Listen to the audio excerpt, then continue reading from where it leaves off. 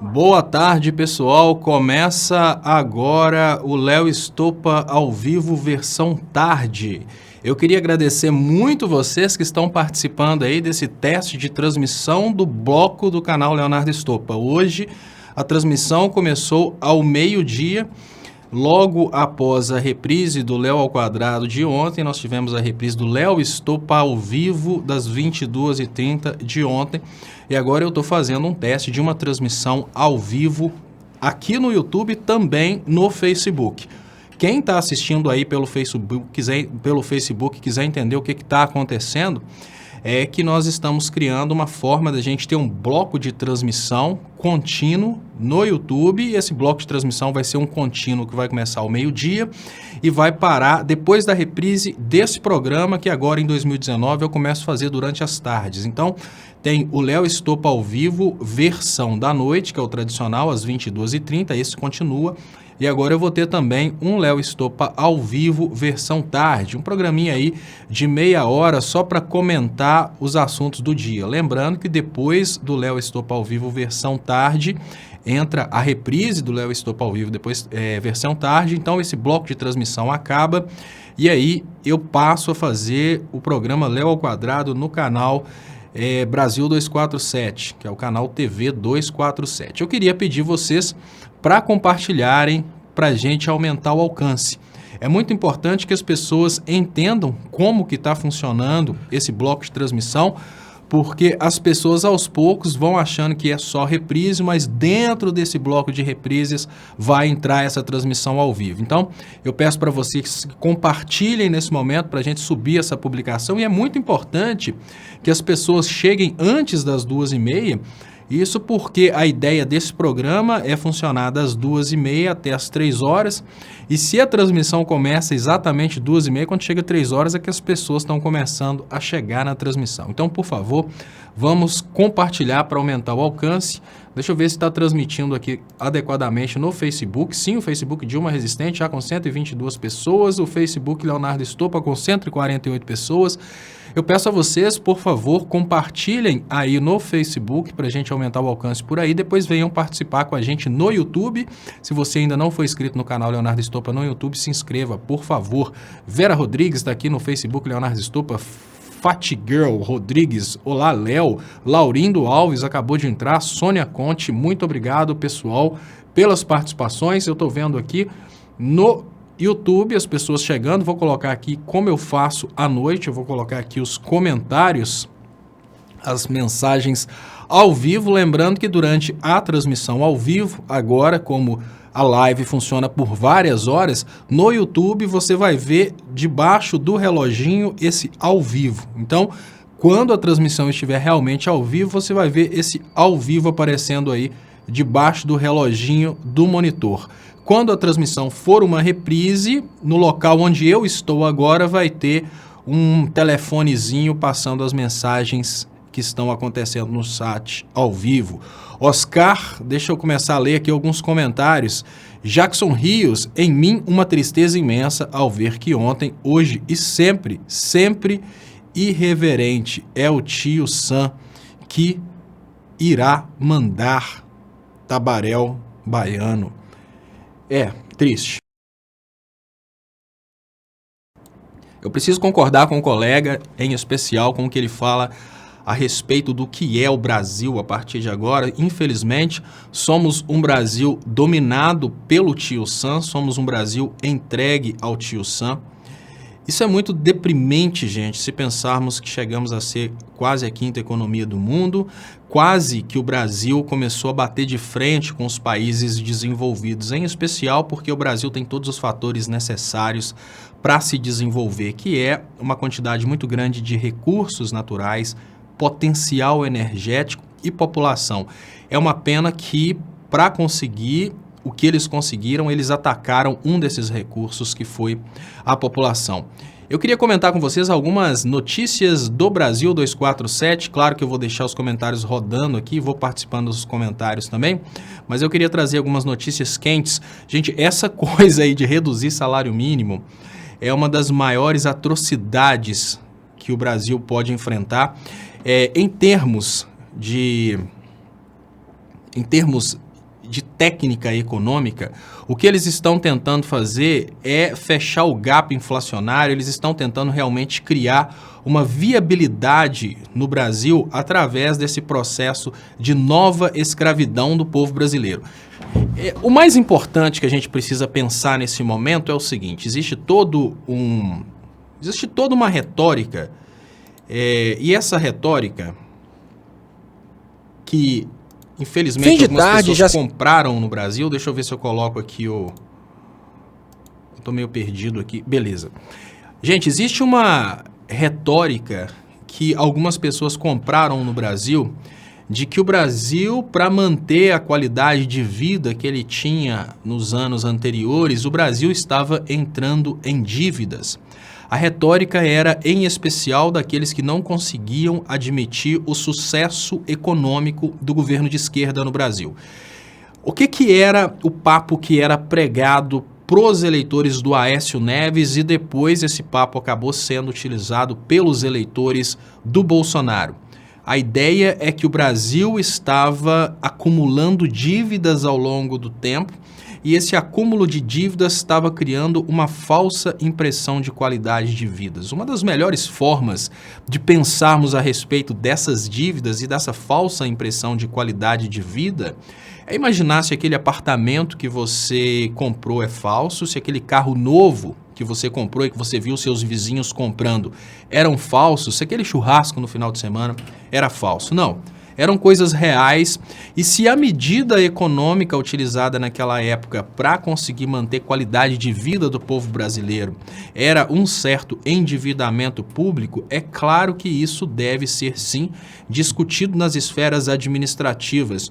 O que eu queria perguntar para o eleitor, em especial o eleitor do Bolsonaro, é: o que te importa se o governo está fazendo dívidas para manter a sua qualidade de vida? Eu pergunto isso porque muita conspiração foi realizada através de uma dor que não era sentida, através de uma especulação a respeito de um endividamento, e as pessoas, com medo de um endividamento que poderia vir a causar problema no futuro, as pessoas trouxeram o problema para agora. Eu chamo a atenção dessa grande imbecilidade desses jovens brasileiros que aderiram ao argumento da escola austríaca de economia de que o Brasil estaria entrando numa grande bolha e que essa bolha ia explodir um dia, e para evitar essa bolha o brasileiro tinha que começar a sofrer hoje.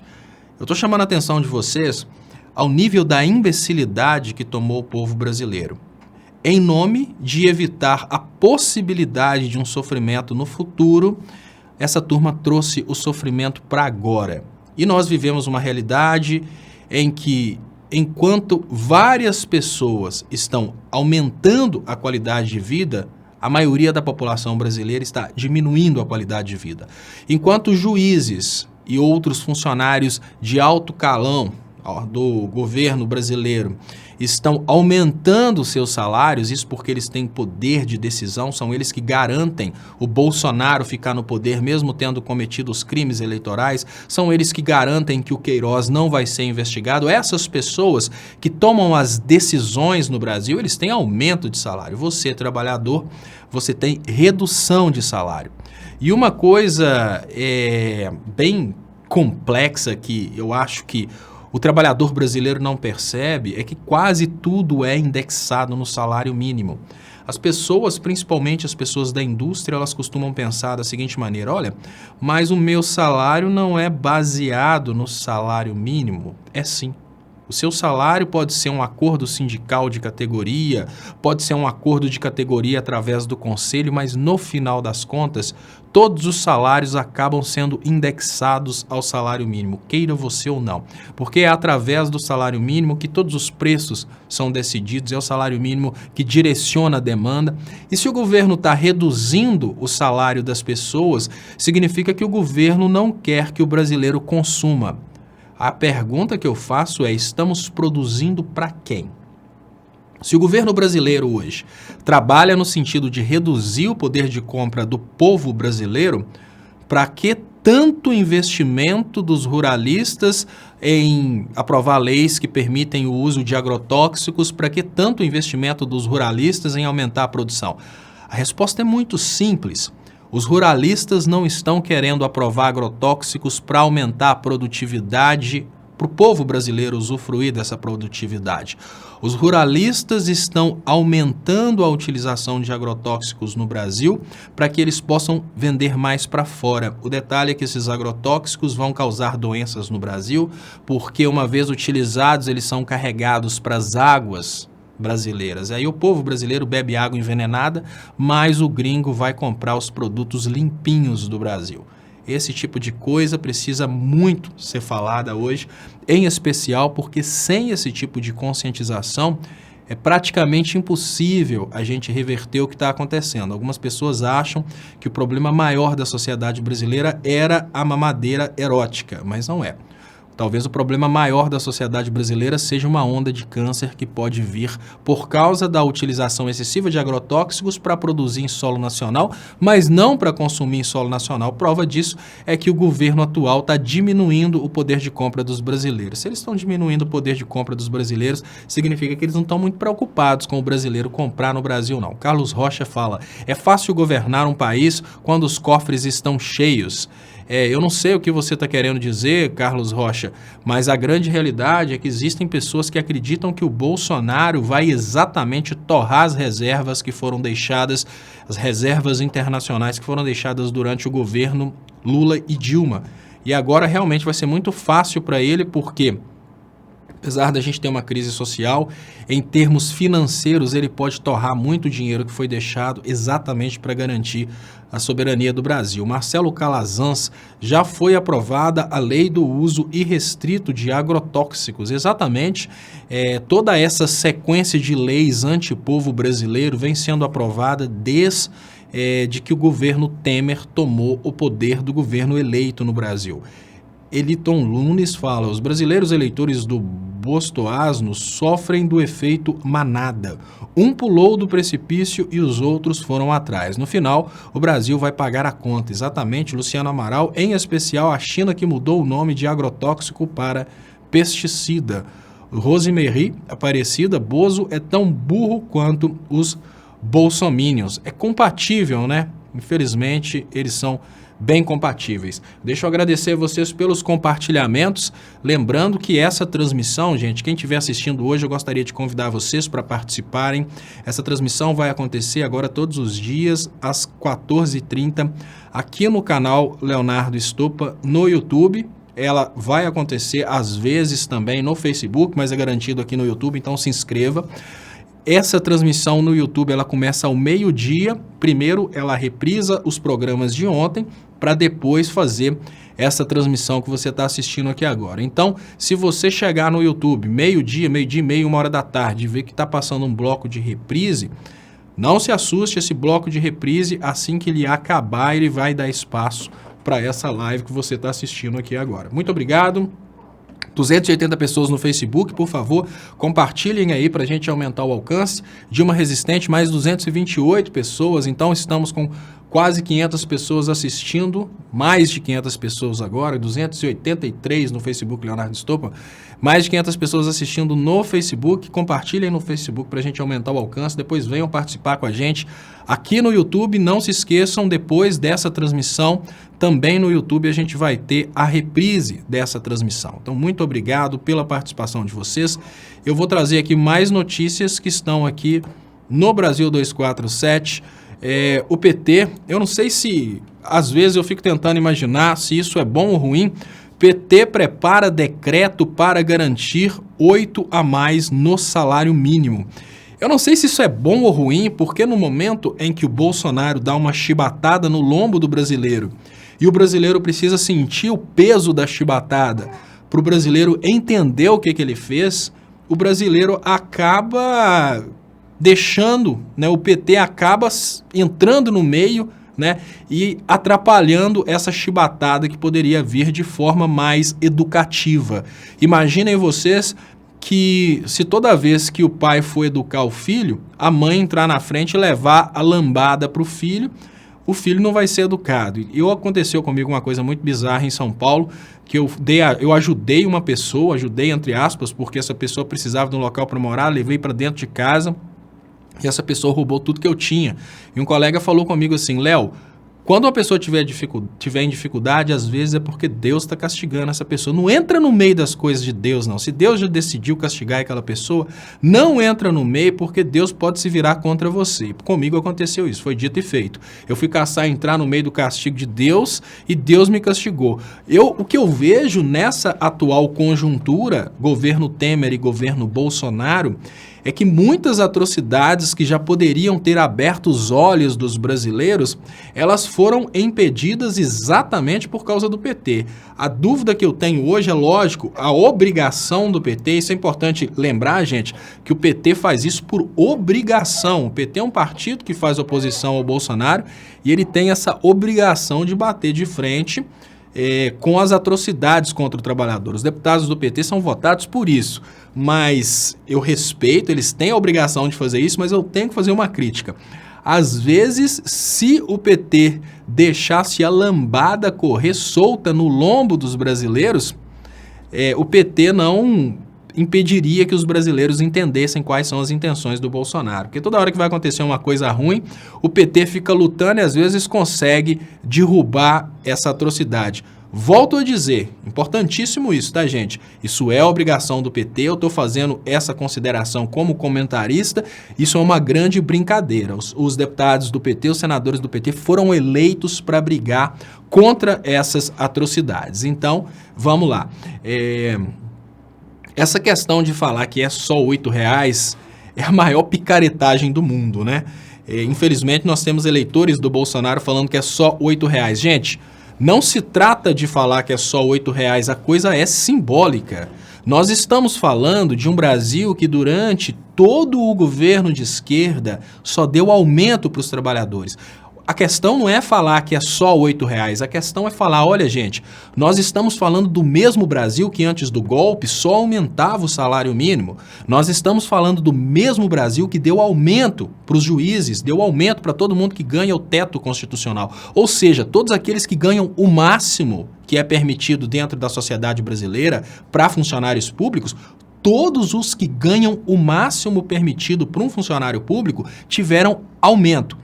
A maioria do funcionalismo público não produz absolutamente nada, só consomem recursos para prestarem serviços públicos. Um juiz não produz um centavo em riqueza, ele produz decisões, tudo bem, mas ele não produz riqueza. Ele é sustentado por quem produz riqueza. E é exatamente quem produz riqueza que está tendo redução salarial. Então nós temos nesse momento uma inversão de valores, uma inversão extrema de valores. As pessoas que produzem a riqueza, as pessoas que fazem o Estado andar, as pessoas que fazem a sociedade existir, elas estão tendo redução salarial. As pessoas que vivem do trabalho das outras, ou seja, o alto funcionalismo público, que existe somente porque o trabalhador o sustenta, é quem está tendo aumento. Então nós temos uma situação muito bizarra na sociedade brasileira e hoje não é questão de criticar se é muito ou se é pouco, é a simbologia do que está acontecendo.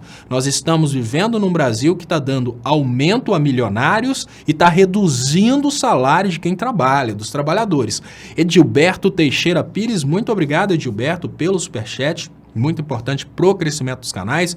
Edilberto fala, Léo, não é mais verdadeiro combater o religiosismo, mídia, fanatismo falso, tipo a da senhora do pé de goiaba? Quem os pastores claramente faz fortunas e compram fazendas, TVs, etc., vão provocar guerra. É muito difícil, Edilberto Teixeira Pires, combater o religiosismo num país, porque é o seguinte...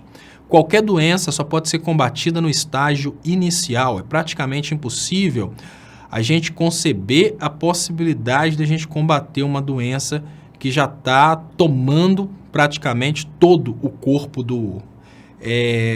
daquele que está doente, né?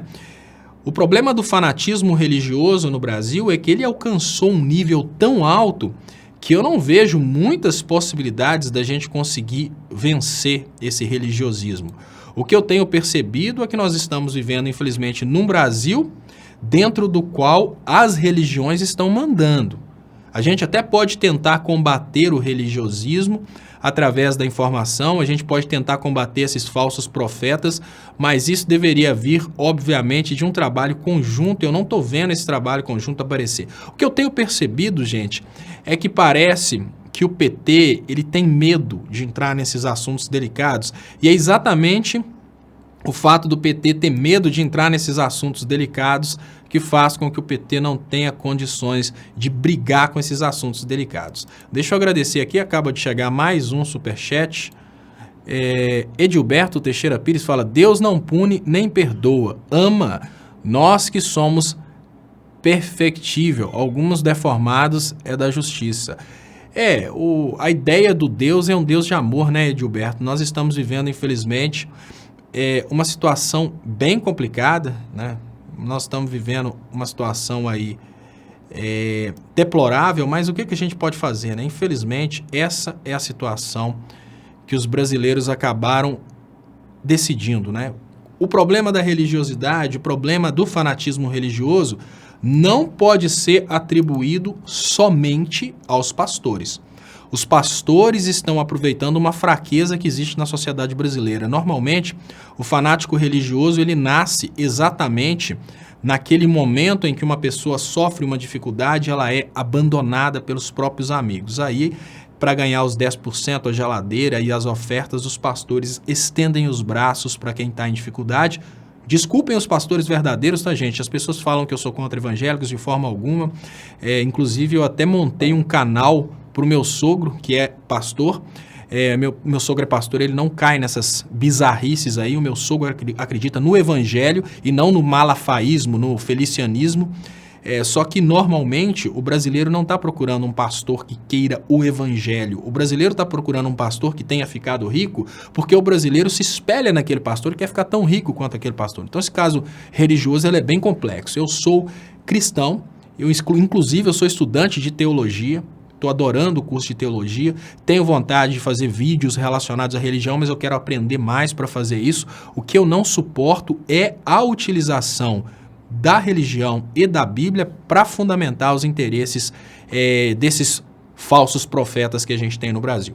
Deixa eu trazer para vocês aqui mais uma notícia que é, de certa forma, bizarra sob o aspecto de um país em que a gente imaginava que seria talvez o país mais pacífico do mundo, o Brasil. Sim, o Brasil.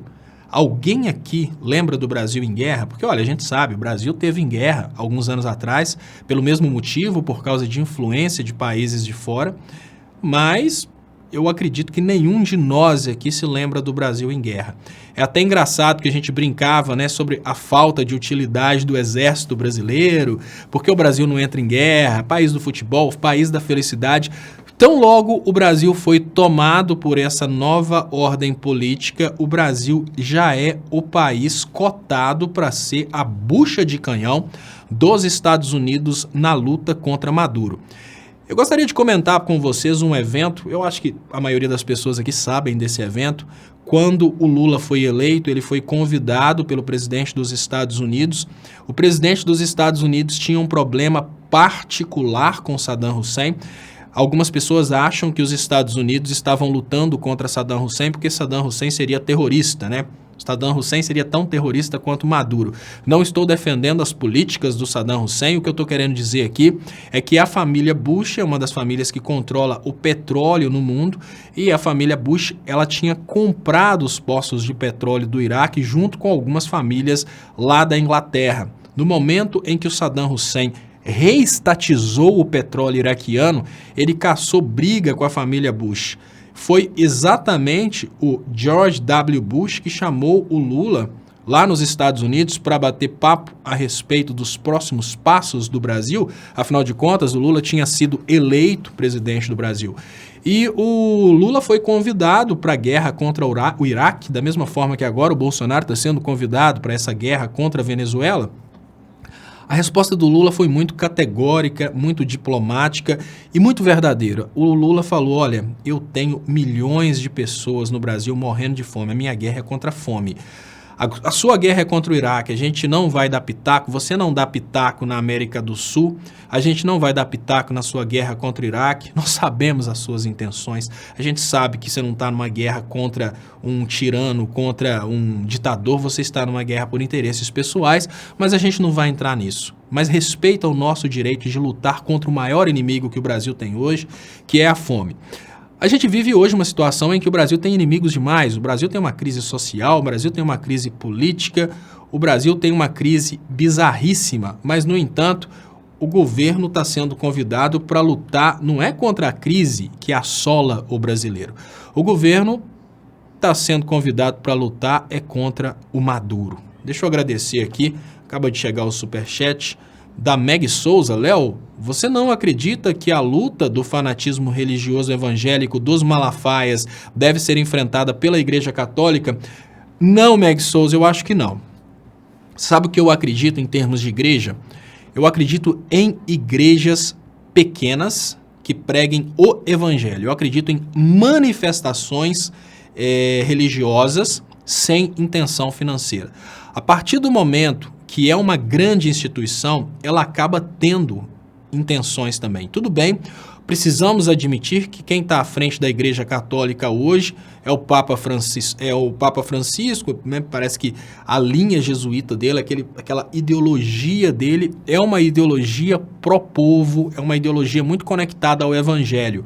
Mas, se a Igreja Católica decidir que agora ela vai ser mais liberal porque ela está perdendo dinheiro por isso, e me respeitem os católicos, uma coisa é Jesus Cristo, outra coisa é a Igreja vai partir para outra forma de controle ideológico. Por exemplo, um grande erro, Meg, que o próprio PT, a própria esquerda teve, foi acreditar que a Globo seria amiga, porque naquele momento a Globo estava bem com o Lula, afinal de contas, ela tinha que estar bem com o eleito presidente da República. Porque o PT acreditou que a Globo era amiga, o PT não criou a sua própria estrutura de comunicação. Porque ele não criou uma própria estrutura de comunicação, a própria Globo trabalhou depois para destruir a reputação do PT, foi a Globo que fez o golpe, fez toda essa crise, né? Faz parte da turma que fez essa crise. Eu acho que a melhor forma hoje de lutar contra o que está acontecendo no fanatismo religioso é a mesma forma que a gente está fazendo na comunicação. Antigamente tinha uma grande autoridade que falava com milhões de pessoas e essa autoridade era ouvida. Hoje nós temos várias pessoas que falam com várias pessoas. Se a gente conseguir trabalhar dessa forma, a gente quebra o esquema do poderio financeiro. Claro, é possível ainda um controle financeiro, como a gente vê os comunicadores são todos de direita, porque a direita paga mais, mas mesmo assim a gente tem comunicadores de esquerda, é muito difícil a direita comprar todos os comunicadores de esquerda de uma vez. Numa igreja, não. Seja a igreja católica, seja uma igreja evangélica, na hora que o determinado político fecha com o líder daquela igreja, ele automaticamente compra todos fiéis. Então não interessa qual a igreja, o que interessa é que as pessoas precisam começar a manifestar religiosidade sem depender de grandes líderes, né? O grande líder já deixou tudo escrito, Jesus Cristo já deixou aí o ensinamento. Eu acho que nós não precisamos de grandes instituições.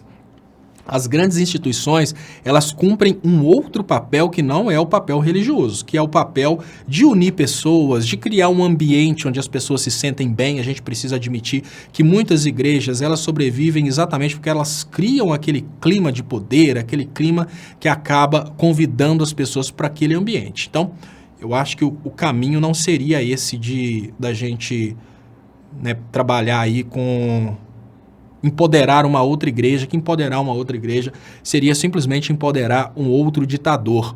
Eu vou dar um exemplo para vocês.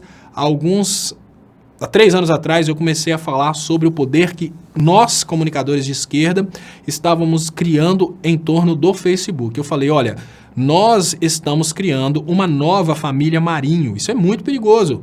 E a esquerda não deu muita ideia, porque a esquerda estava muito empolgada, porque as páginas de esquerda estavam crescendo muito. O que aconteceu na realidade foi que as páginas de esquerda cresceram, mas durante o período eleitoral tivemos um boicote e nosso alcance foi retirado. Eu parei praticamente de fazer trabalhos no Facebook. Hoje, eu vou até comentar aqui, são 313 pessoas assistindo ao vivo no Facebook agora. Eu queria agradecer muito vocês que estão assistindo por aí. Uma live quando eu começava a fazer uma live no Facebook há alguns anos atrás, essa live chegava aí a 1.000 pessoas assistindo ao vivo com poucos minutos. Foi só o poder cair, né, digamos assim, o poder cair efetivamente. Tá aqui, ó, no canal Leonardo Estopa, 309 pessoas assistindo. Se vocês puderem compartilhar, pessoal, no canal Leonardo Estopa, eu agradeço muito. Aqui no canal Dilma Resistente, eu teria que reduzir aqui o tamanho, agora fica mais difícil. E aqui no YouTube nós temos 750 pessoas assistindo ao vivo. O YouTube meu, ele tinha 10% do alcance do Facebook. Eu trabalhei bastante o crescimento do Facebook, mas eu já tinha consciência de que o Facebook cairia. Então eu acho que hoje temos que trabalhar de forma difusa. Olha que interessante, quando a gente pensa que nós temos que trabalhar a comunicação de forma difusa, a gente pode ter certeza que a gente está certo. O Bolsonaro faz exatamente isso para ele, e quando é qualquer tipo de movimento contra ele, ele quer inverter. O mesmo Bolsonaro que criou um exército de comunicadores para servi-lo, ele está criando a possibilidade dele cortar os comunicadores que poderiam derrubá-lo. O mesmo Bolsonaro que é a favor de vários comunicadores de direita falando bem dele, ele é contra os professores terem o direito de falar mal dele. Então, só para vocês terem uma ideia de como que isso é muito efetivo, quem está por detrás do Bolsonaro, ou seja, a estratégia do Bolsonaro, ela quer acabar com a possibilidade dos professores falarem sobre política na sala de aula. Por quê? Porque cada professor vai ter sua ideologia.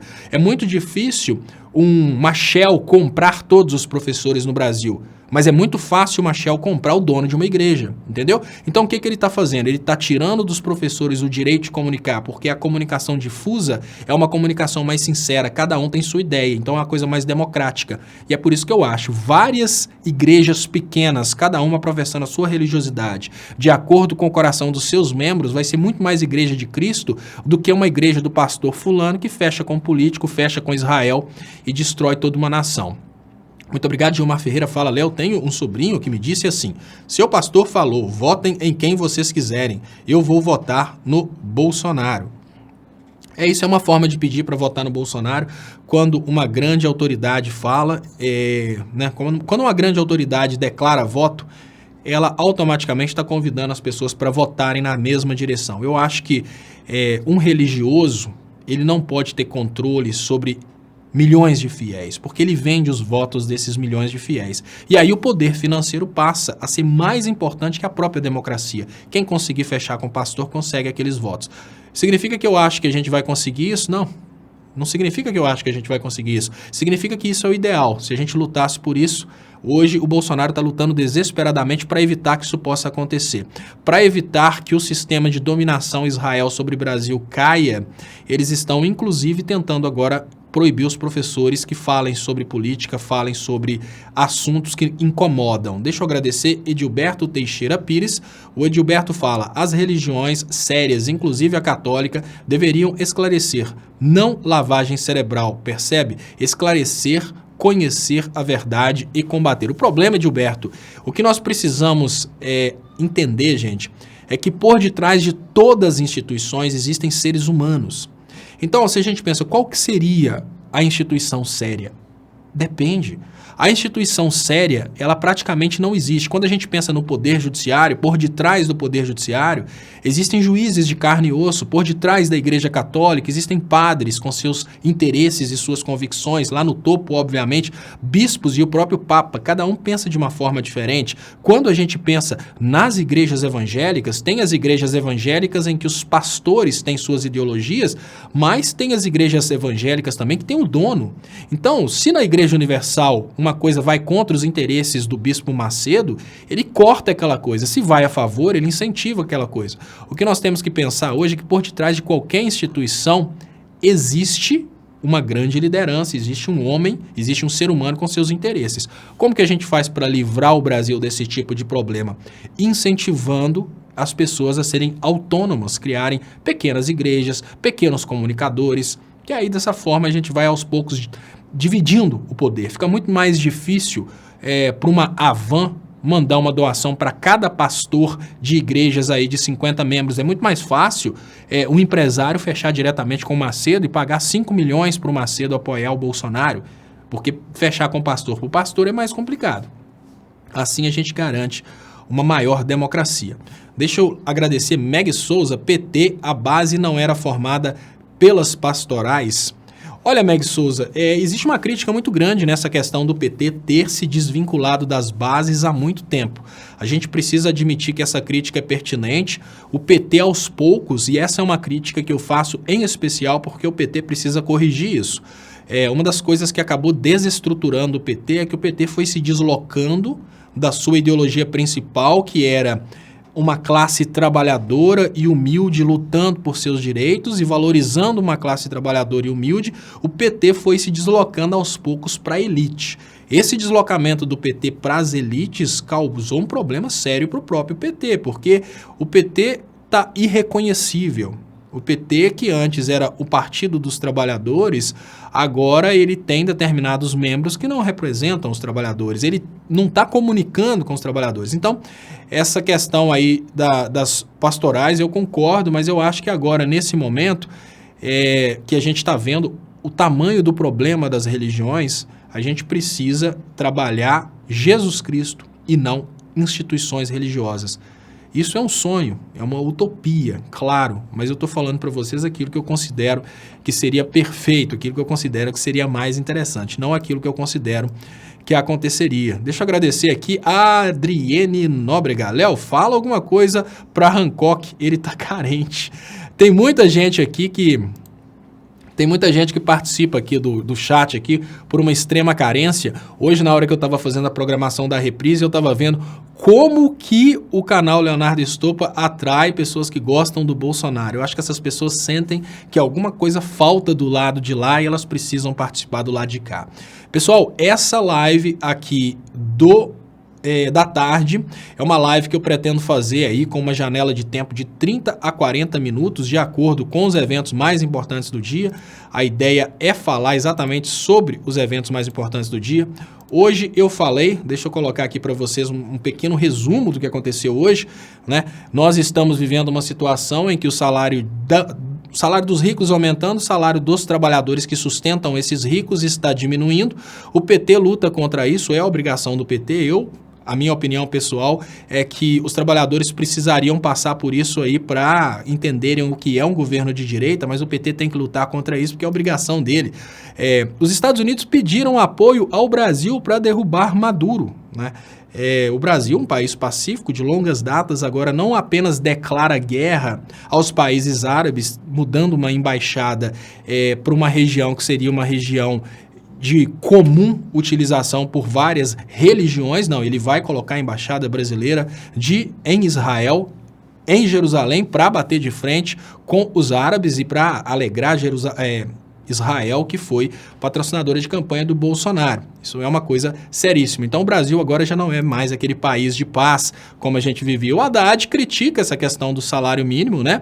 Ele fala, salário mínimo menor agora é selva e sem coitadismo. Estamos vivendo uma situação em que o próprio brasileiro pediu esse tipo de coisa. Servidores com posições contrárias ao governo Bolsonaro serão demitidos. Eu costumo dizer que mesmo com posição contrária ao Bolsonaro, era obrigação de todo servidor público.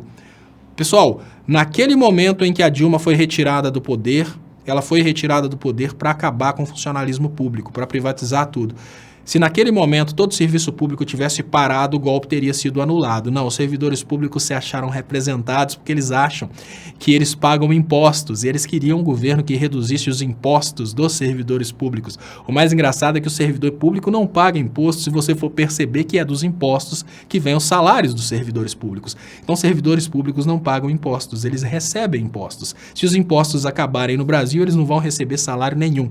Então, no final das fritadas dos ovos, eles deixam de receber, às vezes, uma certa porcentagem que só está escrita na folha de pagamento, porque, no real, o dinheiro dele vem dos impostos. Então, tudo que eles recebem são de impostos. Se eles acabam com impostos, obviamente, eles acabam até com o futuro deles próprios. Agora, a coisa mais engraçada.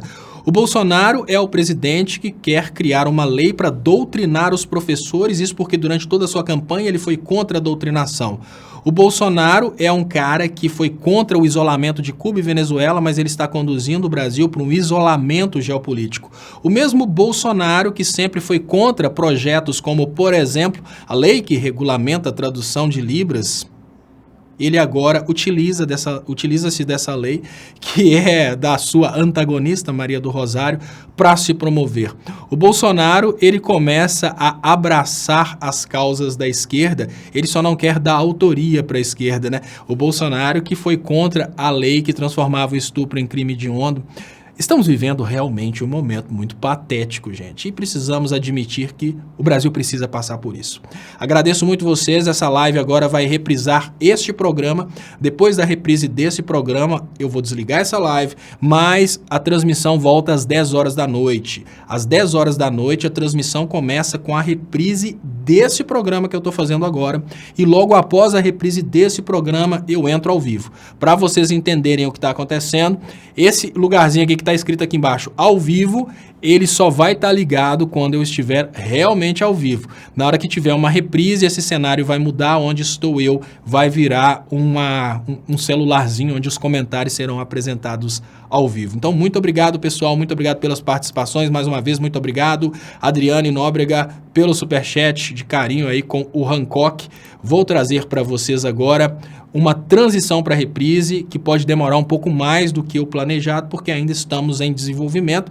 O que eu peço para vocês nesse momento é que esperem, aguardem e, por favor, compartilhem a reprise. Então, muito obrigado e até às 10h30 da noite aqui ao vivo.